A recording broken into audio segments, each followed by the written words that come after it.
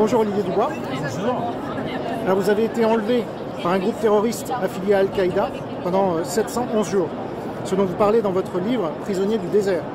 Est-ce que cette expérience a changé votre vision de l'islam et des musulmans?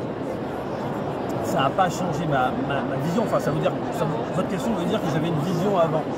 Par contre, j'ai pu voir ce que c'est que de vivre avec des radicaux islamistes. Et je sais qu'on ne partage pas du tout les mêmes idées.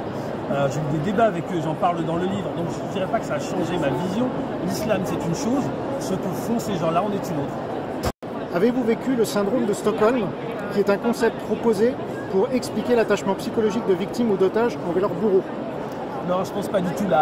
La principale chose à laquelle j'étais attaché quand j'étais là-bas, c'est à l'espoir de liberté.